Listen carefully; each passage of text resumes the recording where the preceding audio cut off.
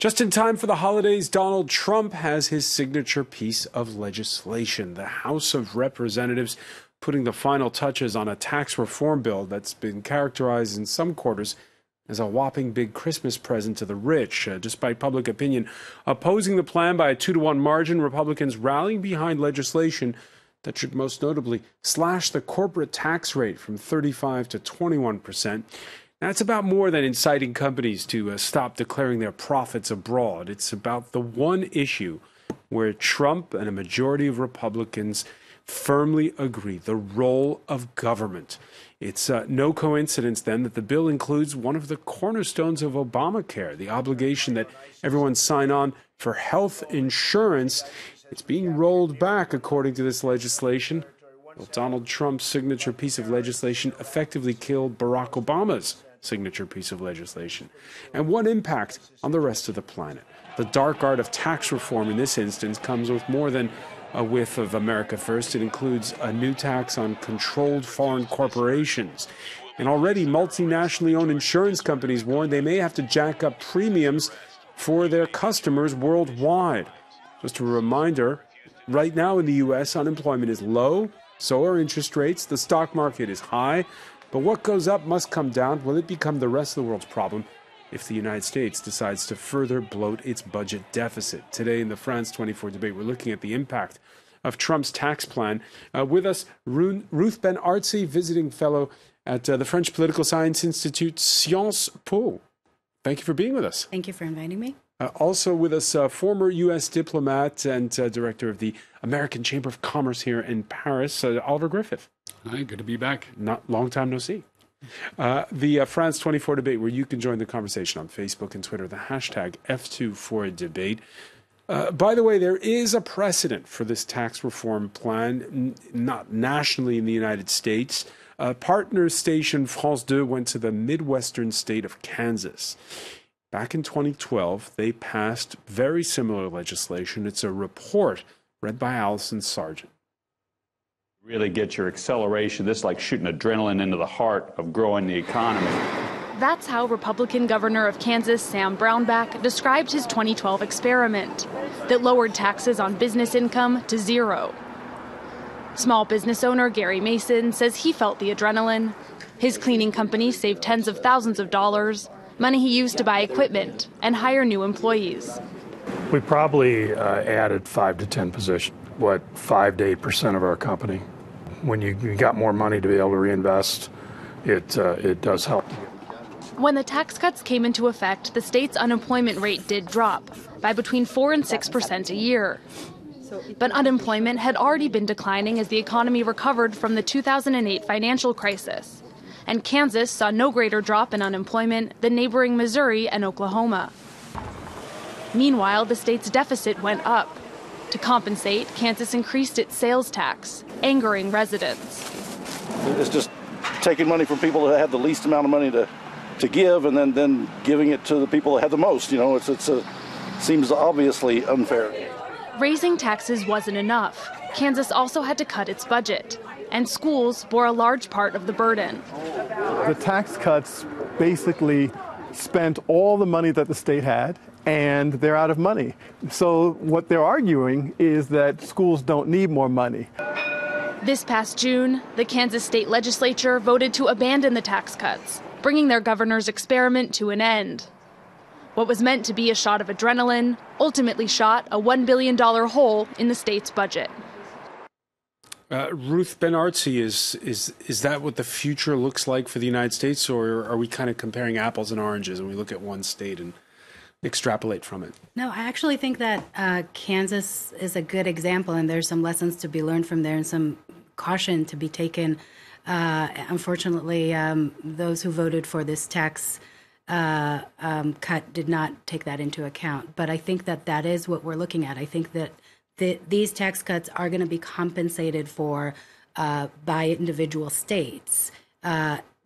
by cutting healthcare, cutting on budget for education and schools and so forth. So people are going to pay for it in a different way. So even those who are going to see some tax cuts that are not in the top percentile of income earners are going to pay for it in a different way, through sales taxes, through lowering of education standards, higher premiums for healthcare coverage.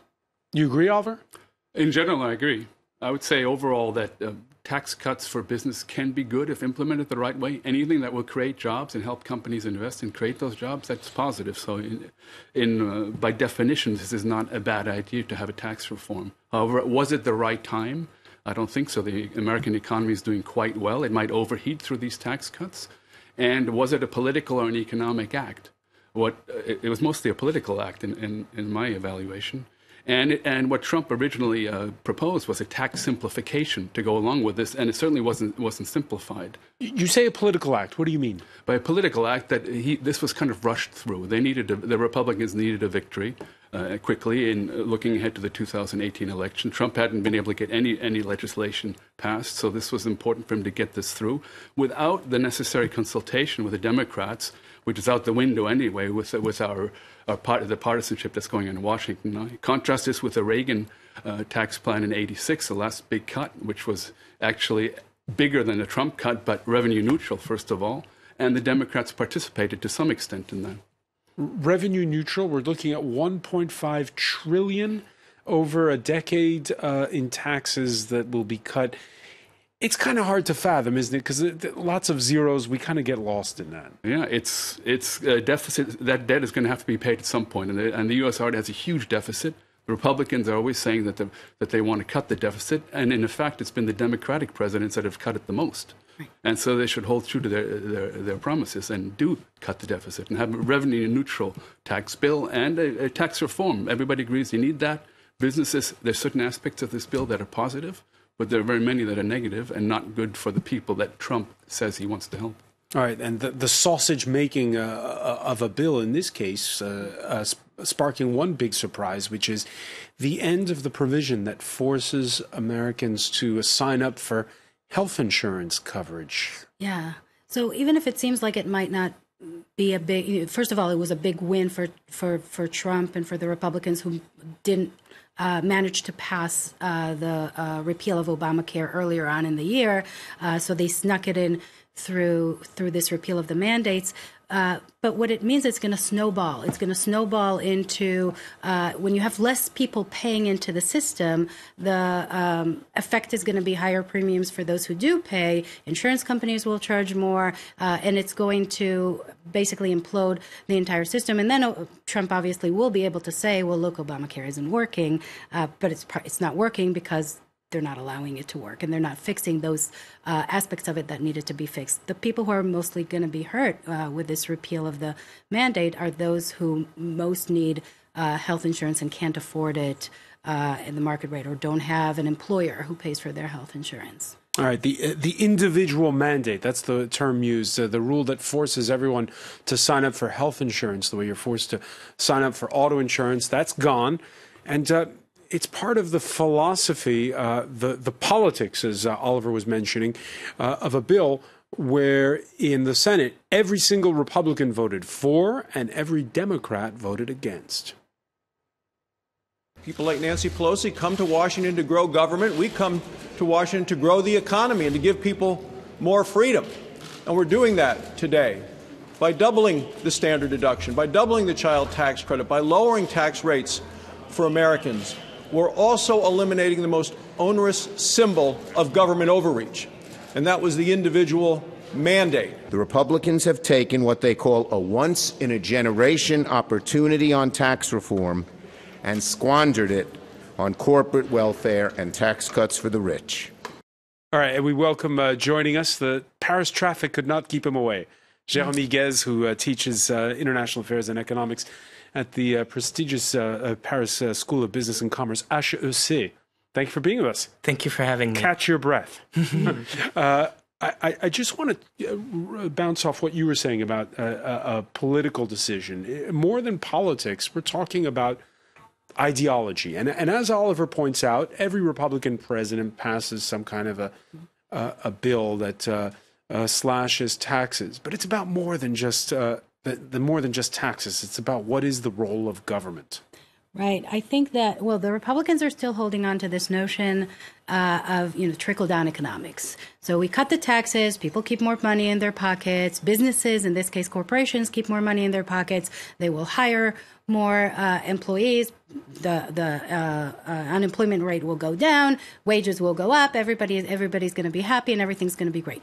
We've seen over the last few decades that doesn't actually work, and we go through these cycles, and these tax cuts end up being kept in the pockets of those corporations or of those people with means, and it doesn't necessarily mean, and especially with the advent of technology and the changing job market, it does not necessarily add to the workforce. And we saw this in the little clip about Kansas, that the job rate in the states surrounding Kansas actually was the same as Kansas after those tax cuts. So the idea of trickle-down economics, I think, with the example of the United States since the Reagan years, has, if anybody still believes in it, I really don't understand why. Well, here we're talking a lot about the Paradise Papers. We're talking about how, with, as you described, this changing economy worldwide that we're coming to grips with. How do you tax revenue where it's supposed to be taxed? Republicans crowing over the provision that slashes corporate tax rates from 35 to 21% in a bid to repatriate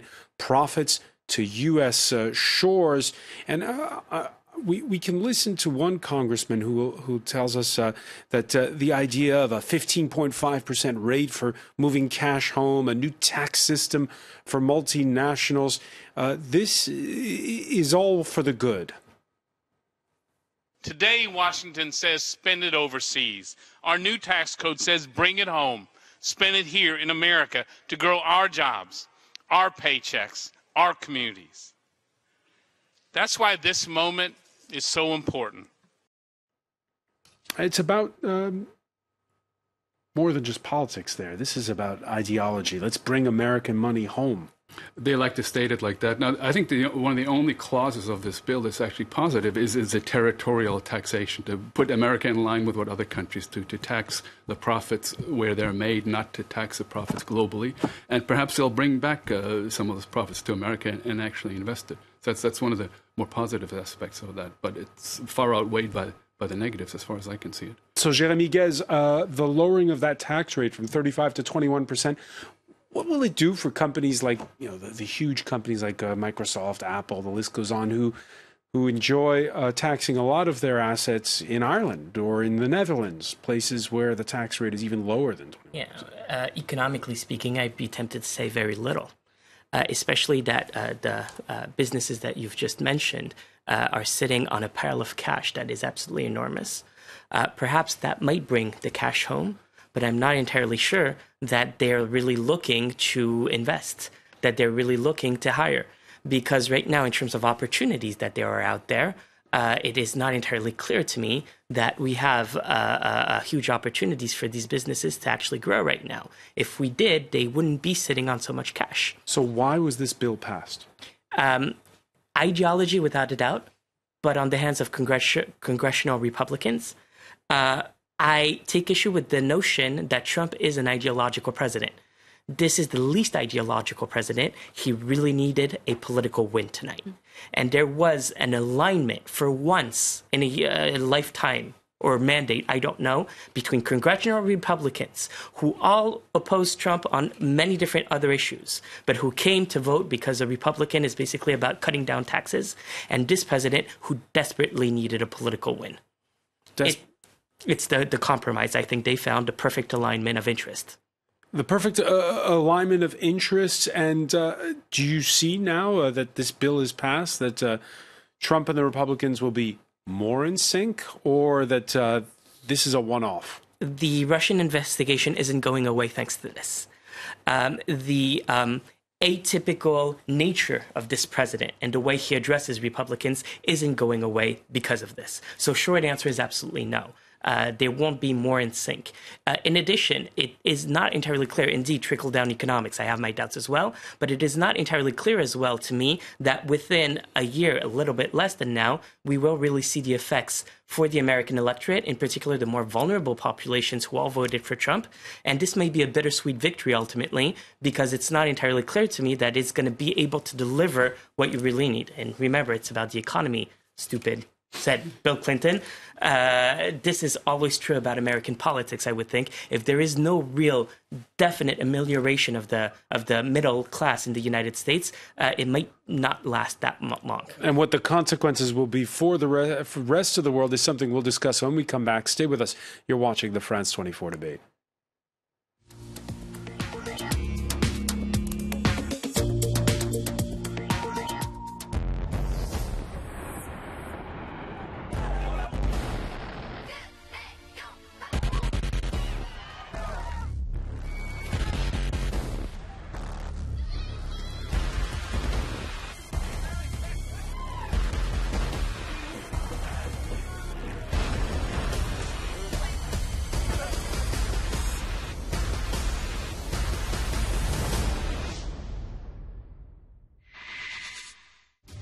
You might watch France 24 in English, but don't forget, France 24 is also broadcast in French, Arabic, and Spanish.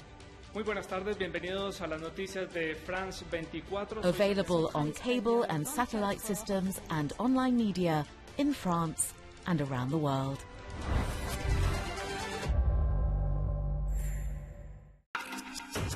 Special event. It's the latest key date in Catalonia's tussle with Madrid over the right to try and seek independence.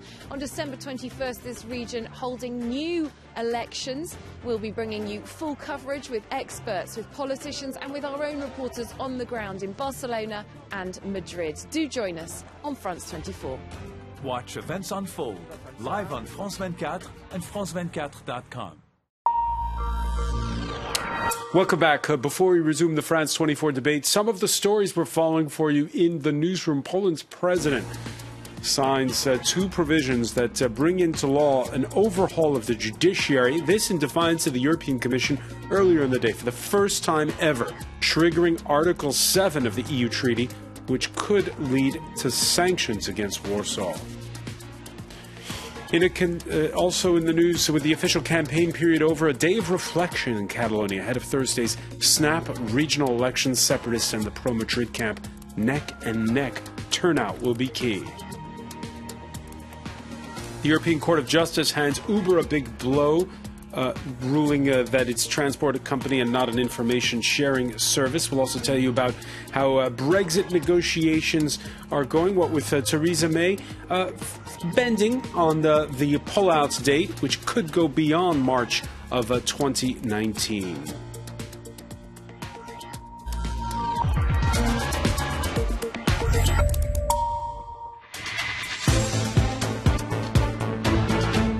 Welcome back, or welcome if you're just joining us. It's the France 24 debate. The House of Representatives has now approved along partisan lines that big tax overhaul by Donald Trump, one that will slash $1.5 trillion worth of taxes over the next decade. We're talking about it in the company of Ruth Ben-Artzi, visiting fellow at the French Political Science Institute, Sciences Po, and you teach at Providence College. Yes.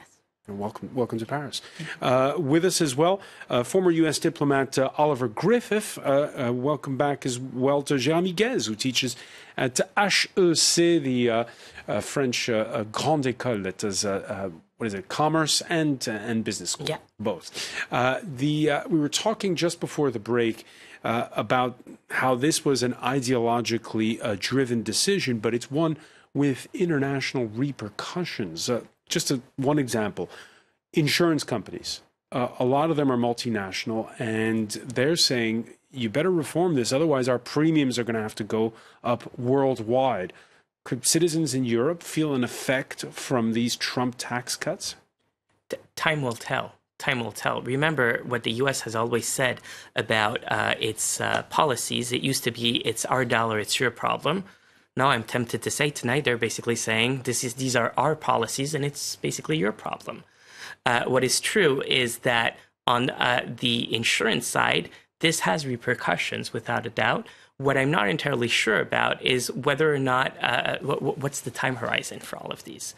Are we talking about a long-term effect that we might not see before quite some time, or is this basically a revolution? I tend to feel that this is a sector that is also prone to a little bit of drama from time to time, that it was a last effort ditch to basically profoundly change the vote, but that kind of failed. Yeah, we don't quite know what it all means. There's this tax on controlled foreign corporations. Citizens of Puerto Rico are worried that this could mean that suddenly U.S. companies that do business in Puerto Rico will be affected by all of this. Well, they've already left. Most of them have already left because the subsidies to the pharmaceutical companies that were eliminated quite a while ago in Puerto Rico, so they're suffering. But overall, I'd say it's a more multipolar world now. So if the U.S. is not the sole player out there anymore, as it was in the time of Reagan, when we saw this trickle-down economics do some serious damage and the strength of the dollar. I think there's other companies that are other countries out there who are big actors now, China, the European Union, of course, India, others. So I think there's some buffers built into the world economy. Buffers built in, but the dollar is still the currency of world still is, trading. But other currencies are coming up, the euro, the That's what they've been saying for decades. There's some changes going on there. What are the tangible signs of that? With the tangible signs? Yeah. There's a lot more holdings in renminbi and in euro than there used to be. And other countries will other countries also have economic policies that have worldwide effects, not only in the U.S. anymore, like in the old days. So. All right. I'm not that pessimistic that it's going to have a tremendous effect on the U.S., but I agree that time will tell. And one has to remember also in all this debate that the effective tax rate, corporate tax rate in the U.S., as the Congressional Budget Office found, was about 18%. And the corporate tax rate is extremely difficult to analyze. The OECD has reams of information on this. So why? Because 18% because of what? Because of tax breaks? Because of the like loopholes and so forth. Loopholes. And a lot of those loopholes still remain, unfortunately. This would have been a positive bill if he'd gotten rid of all the loopholes and simplified. He lost a great opportunity to actually do something right. Ruth Ben-Artzi, can you explain this for our foreign viewers? You're not the head of a multinational or just how complicated is it for a U.S. citizen when they file their taxes? I think a lot of U.S. citizens have to hire an accountant to file their taxes because it is complicated. And there's a misperception about what can be deducted, what kind of benefits are available to people. Like that? Why has it never been simplified? So this is a really good question, and I think that if they had gone in a different way, there would have been very wide bipartisan support for tax reform. Because I think also on the Democratic side, there has been a lot of talk about tax reform and substantial tax reform. Even throughout the campaign, Bernie Sanders talked about it from the other side of the political spectrum all the time about tax reform. So I think there could have been a moment of this opportunity to actually reform the taxes in a bipartisan way, make it much less complicated and make it appealing and easier for families and for individual citizens to understand how it works. However, I think it didn't at all simplify it, I think. But you can't blame all of that on Donald Trump. No, I think I agree. Why is it that you can't simplify stuff in Washington? Well, first of all, they did this really fast. I think most Congress, I would probably be hard pressed. It would probably be hard pressed to find even one person on Capitol Hill who actually read the whole more than 500 pages of this tax bill. There were a lot of lobbyists who are swarming Capitol Hill and trying to put in all kinds of their points in there. So rushing through such a big legislation without debate, without bipartisan agreement, without any transparency whatsoever, ends up with a bill that is complicated and that doesn't really simplify the tax. And Donald Trump did promise to close those loopholes. This is one of his stomp speech points during the campaign. And I completely agree that not only did it not close them, he just expanded them even more. In 2007, 2008, when there was the financial bubble that burst, it cost, they say, $7 trillion to bail out the U.S. economy. What would happen if there was a $7 trillion moment now? That's the $1,000,000 question. It's the $1,000,000 question, because the ability states, and including the U.S. government, to do that in 2007, that ability has basically, I think, disappeared right now. So on the U.S., you could debate that. You could debate because there's a weapon of great significance, which is called the Federal Reserve, that could potentially, and that has no bounds in terms of creativity, that could imagine a scheme to basically get the economy out of the ground. So perhaps. On the European side, I'm not entirely sure. But what seems crystal clear to me, and what's really important, is if you look at the deeper perspective here, the longer run perspective, Trump is one of the luckiest presidents alive, and not alive, by the way. He is benefiting from a great international economic climate. And in addition to that, he's looking at dropping labor costs in the U.S. relative to the rest of the world. So, and do you agree with Oliver's point that the U.S.'s economic might isn't the same, and that, well, if there is a big crash in the U.S., perhaps that could mitigate it, the fact that it's not as influential as it once was? Perhaps. I would only beg to differ on potentially don't count this American entrepreneurship out, in the sense that I am still desperate to understand where these new economic models may bring us. And ultimately, economic growth is far more about that entrepreneurship than tax breaks and tax reform, as big as significant as it might be. That's really the open question. All right, one of Donald Trump's big obsessions is the trade deficit. The Wall Street Journal, citing a University of Minnesota report that says corporate profits by U.S. firms that are posted abroad significantly bloat the U.S. trade deficit. And this tax reform bill could slash that deficit in half. The part you see in red is what the trade deficit looks like when you adjust it for offshore earnings. They say it could even increase growth by 1% in the U.S. That's all on paper, though. The study does not say whether this will raise income in any way for businesses or households. Is this just accounting, or does this matter, this reduction of the trade deficit in this way? Ultimately, it matters, but again, time will tell whether this will be the case. America's had huge trade deficits ever since one can remember. Ever since I was a kid in the U.S., we had huge trade deficits. It ultimately boils down on how much American consumers are willing to, how much of the money they're willing to risk, how much companies will borrow, and how competitive U.S. products are overseas.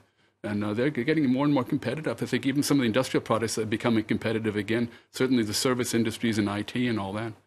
But trade deficits matter, but hey, it's been like this for a long time. I'll let the economist answer the technical parts of that.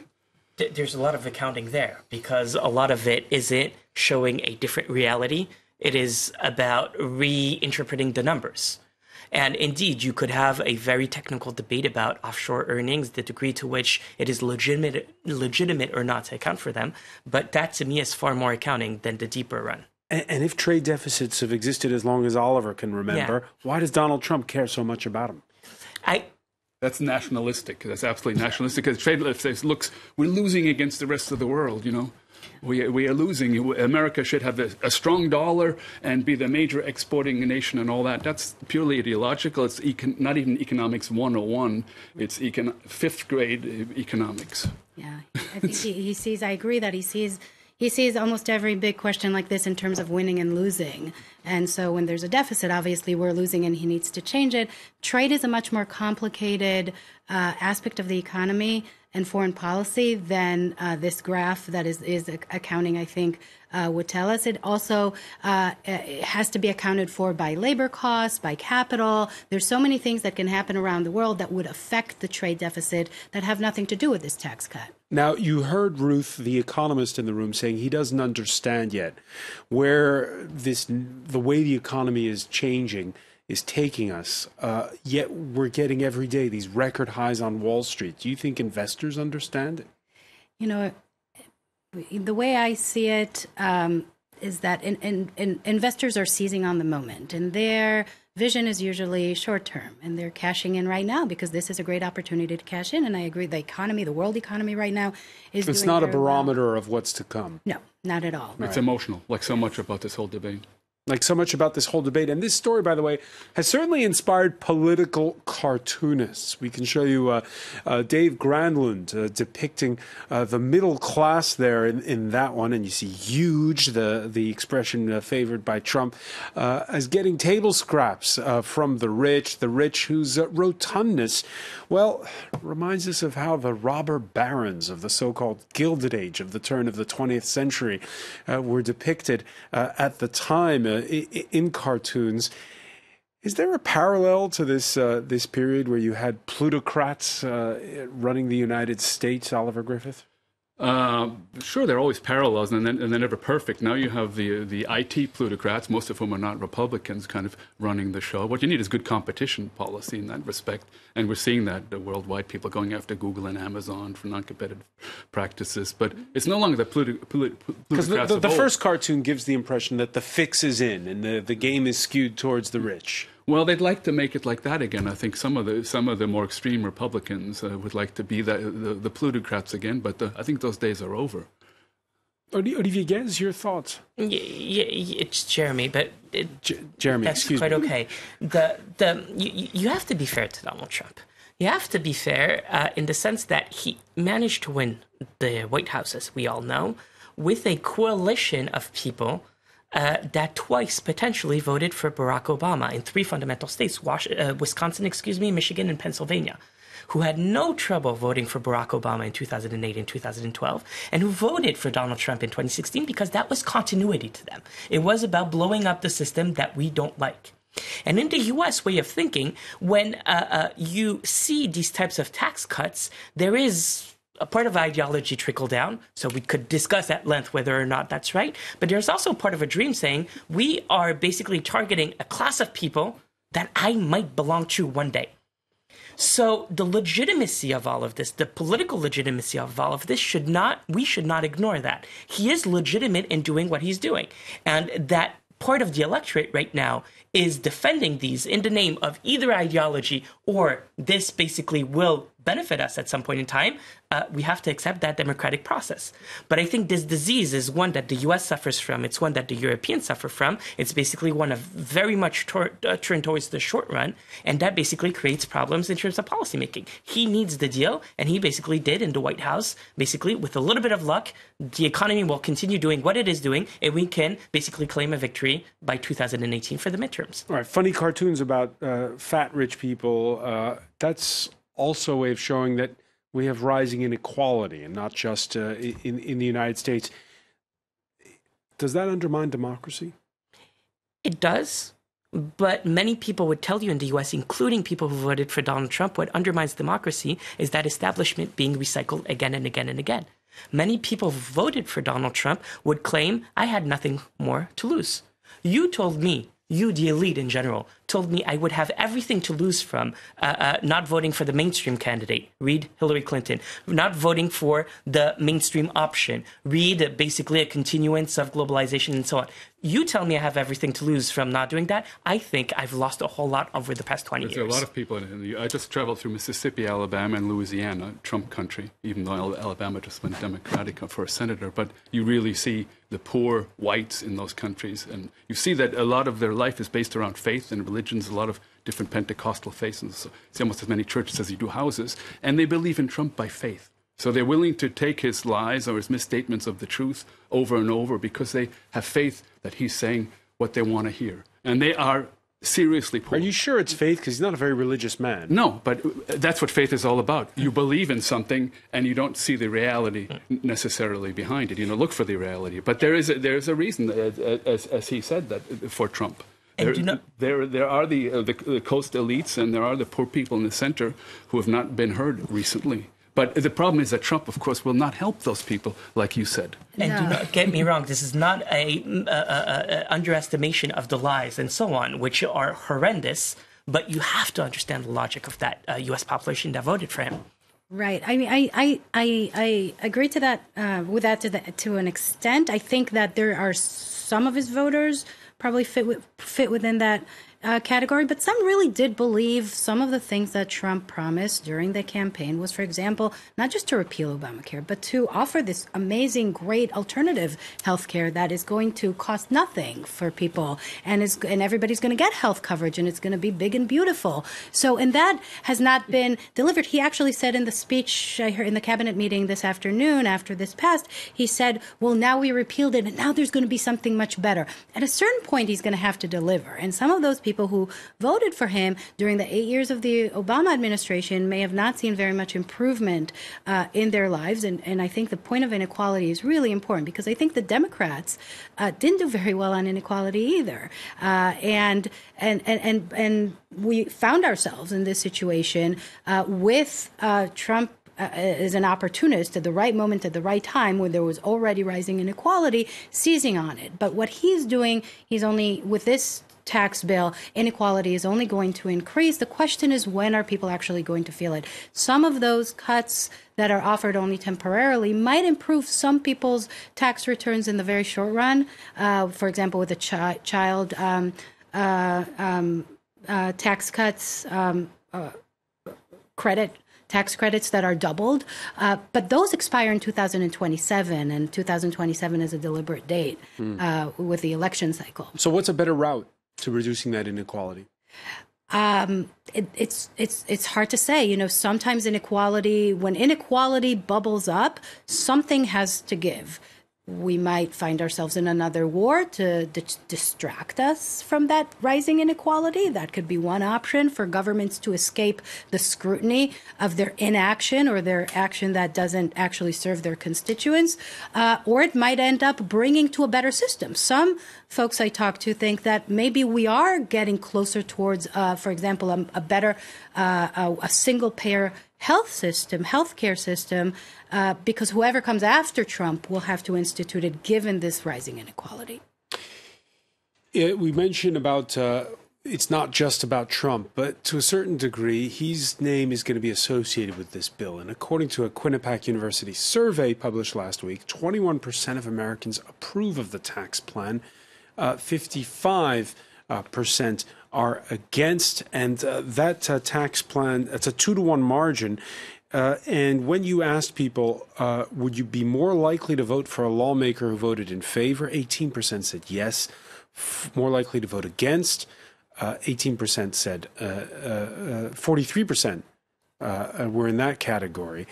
So you can see that it's a bill that's deeply unpopular, but ultimately, does that really matter, Oliver Griffith? Because Donald Trump seems to be the Teflon president, that nothing sticks, but I think this one might stick. But what the problem is that he's given tax reform a bad name. I mean, you need corporate tax reform. You got to give corporations the right kind of breaks, put the right business environment in place so they can create jobs. This is not the way to do it, and it's wrong timing. And he's blowing a great opportunity because he has Congress behind him, and he made a bunch of promises in the beginning of his presidency. And if he just become a bit more bipartisan as he went along, instead of constantly pandering to his base, which will vote for him anyway, but that 30% won't get him reelected or get people reelected in Congress, he's blowing a tremendous opportunity and giving tax reform a bad name, which is not what you want, because you need tax reform in the U.S., but you need progressive tax reform, not proportional tax reform. You need to reduce the inequality, and you need to give the kind of tax reform that all types of businesses need, not just a few people with the best political action committees in Washington. Jeremy Guez, a year ago, when Donald Trump was elected, January, when you have Davos, the World Economic Forum, the star of the show was not Donald Trump. It was Xi Jinping of China, who presented himself as the keeper and defender of world trade. What's it going to be like at Davos this year in the wake of the passage of this bill? That's a great question. It's a weird twist of history. At the very moment the United States is basically pulling out of the rest of the world, China is becoming the champion. It seems to me that it wasn't indeed President Xi, but it was also Jack Ma at Davos, stealing the show, giving the head of Alibaba exactly this heartfelt. And I think that those who really expect some form of leadership from the U.S. are bound to be disappointed. To the question, how do we reduce inequalities? There is a recipe. It's made in France. It's made in Paris right now. There's only one leader who's basically saying, I can't promise to protect your jobs. That would be going against the march of technology. It would be going against the march of globalization. I can only promise to protect you, a citizen. Try to give you the skills to basically thrive in this quite competitive global environment. So you're saying government has to be seen as part of the solution, not part of the problem? Right. It depends what type of government action, but it's certainly on the question of training, on helping citizens thrive. Absolutely. France has a big power play to make in terms of recipes, antidote to populist movements. In the case of China, China is an unexpected champion of globalization. I'm not necessarily seeing the soft power. I'm not necessarily seeing that recipe to the woes that the Western world's going through. Jérémy Guez, you're saying on the one hand that you need to have a state that looks after its citizens. On the other hand, you're saying American entrepreneurship is what's driving that great growth that you see in the United States. Republicans and a lot of Democrats would argue that entrepreneurship needs to be unbridled.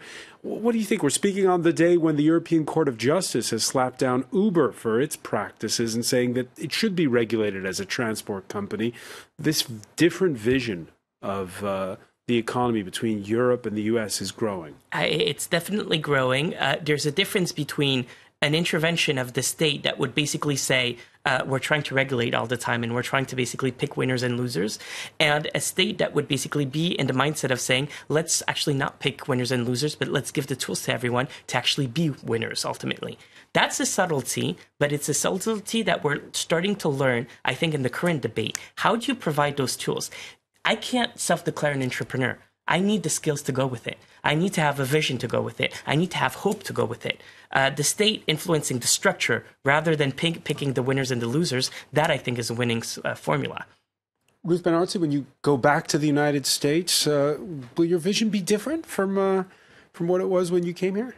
Well, it is really interesting to see all of this happening from a distance and to see the reaction, especially here in Europe and in France now with also a new president here who has a completely different vision and also experiencing the safety net that the government here in France provides, I think highlights exactly those differences that you were just talking about in terms of protecting the individual, in terms of providing that safety net for the individual that I think is eroding. And over the last few decades, there's been a huge erosion of that in the United States. And I wouldn't be, there's been erosion of that here as well, say many. Right. So, and I think in the United States, even more so. So the question is, where is the government that is going to stop that erosion? Because if we're talking about the future that lies with entrepreneurship, with innovation, with new kinds of jobs on the job market, we're also talking about education and investment in education and investment in